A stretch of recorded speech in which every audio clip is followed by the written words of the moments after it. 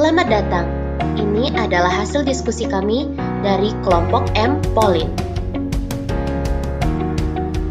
Bila Anda menonton YouTube, silakan aktifkan subtitle yang ada di bawah. Apa itu Soul-Soft Corporation? Seperti yang kita ketahui, bahwa dunia ini dibagi ke dalam pembagian menurut GDP atau Gross Domestic Bruto per kapita suatu negara, yaitu Global North dan Global South. Pembagian ini dipisahkan oleh Brand Line. Global North bisa dikatakan sebagai negara yang kaya dan merupakan kebanyakan adalah negara industri, sedangkan Global South kebanyakan adalah negara berkembang atau emerging power country dan small power country.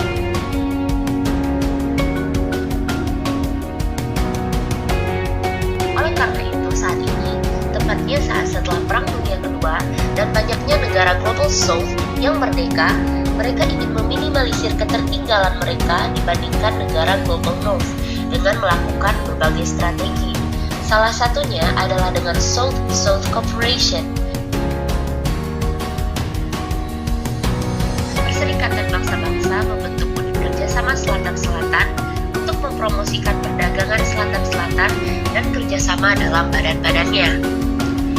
Kemudian, secara definisi, apakah itu South-South Cooperation?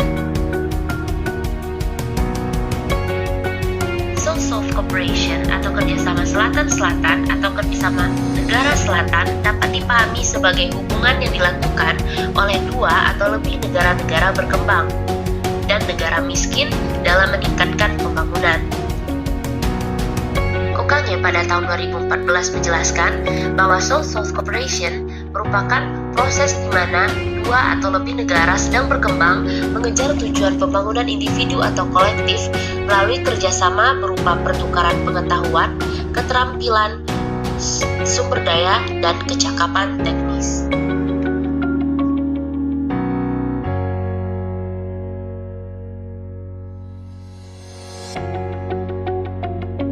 Anggota dari South-South Cooperation tentu saja merupakan negara-negara middle power dan small power yang terdapat di Asia Pasifik, seperti sebagian besar negara di benua Afrika, Asia Selatan, dan Amerika Latin. Seperti terlihat di layar, warna merah merupakan negara-negara Global South yang merupakan anggota dari South-South Cooperation. Lebih dari 134 negara berkembang di wilayah Global South merupakan anggota dari South-South Cooperation saat ini.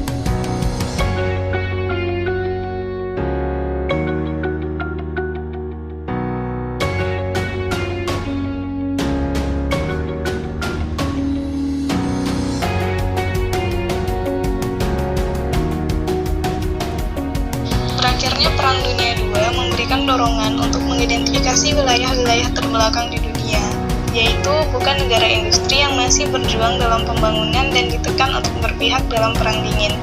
Selama tahun 1960 sampai dengan 1970 dengan iklim sosial ekonomi global yang masih terkait dengan Perang Dingin, negara-negara berkembang mulai mencari cara untuk menentukan arah pembangunan mereka sendiri, yakni alternatif yang dapat digunakan dalam tatanan ekonomi dan politik. Maka dimulailah kerjasama antar negara yang tergolong dalam Global South sebagai upaya asosiatif untuk memperkuat kekuatan negosiasi diplomatik dan internasional melalui dialog politik. Saat ini kerjasama tersebut dikenal dengan South-South Cooperation yang diadopsi dari Buenos Aires Plan of Action Promoting and Implementing Technical Cooperation Among Developing Countries atau BAPA, yang diikuti oleh 138 negara anggota PBB dan disahkan di Argentina pada tanggal 18 September 1978.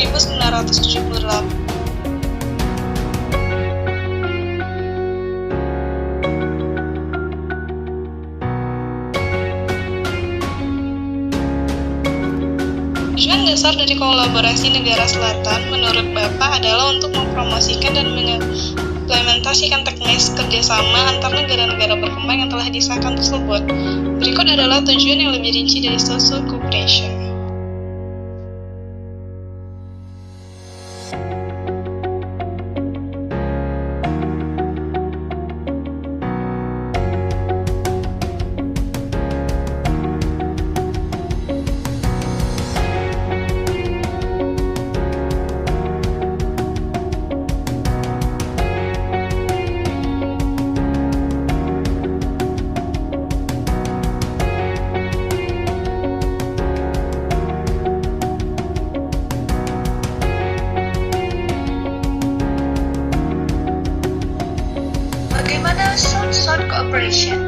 membantu negara-negara selatan untuk mengejar ketertinggalannya? Sebelumnya, apa saja sih aksi dari South-South Cooperation ini? Kerjasama ini merupakan kerjasama di segala bidang dalam negara-negara selatan, yaitu bidang akademik, masyarakat sipil, sektor swasta, keterampilan, dan inovasi-inovasi seperti pada agrikultur, kesehatan, HAM, urbanisasi, dan lain.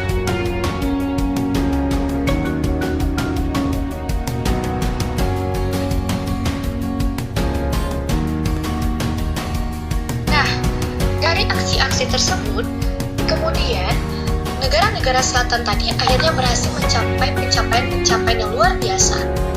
Tercatat dalam United Nations, dalam Department of Economic and Social Affairs News, mengatakan bahwa negara-negara bagian selatan telah menyumbang kepada lebih dari setengah pertumbuhan dunia pada tahun-tahun belakangan ini, yang mana aliran investasi langsung asing dari selatan mewakili sepertiga aliran global, dan pemberian uang dari para pekerja migran hingga negara-negara berpenghasilan rendah dan menengah mencapai 466 miliar dolar tahun lalu, yang mana hal ini membantu mengangkat jutaan keluarga dari kemiskinan. Contoh-contoh wilayah dunia yang berhasil menunjukkan potensinya dalam kerjasama ini. Pertama, dukungan Kuba dalam memerangi Ebola di Afrika Barat. Kedua, pengalaman Meksiko dalam diverifikasinya produk jagung untuk meningkatkan kesehatan dan nutrisi di Kenya. Ketiga, pengetahuan tentang strategi untuk mengurangi kelaparan yang dialami Kolombia di negara Mesoamerika.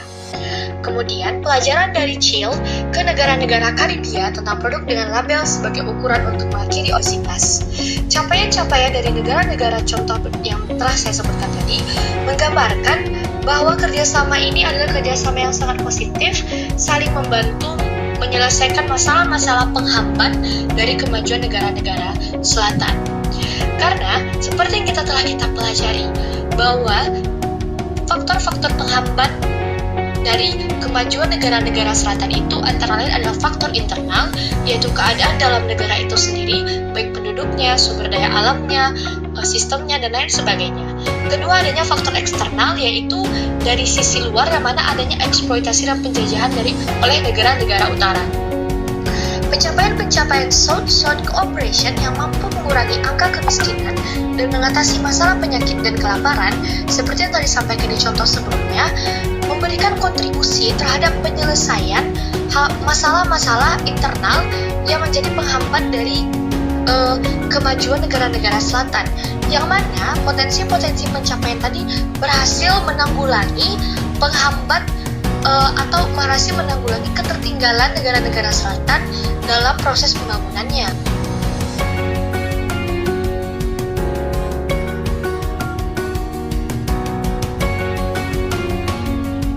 Melalui support, bantuan, dan kolaborasi dalam berbagai bidang oleh negara-negara selatan yang telah disebutkan sebelumnya, yang mana mampu saling mengatasi masalah-masalah penghambat kemajuan negara selatan sehingga dapat segera mengatasi ketertinggalannya terhadap negara-negara utara.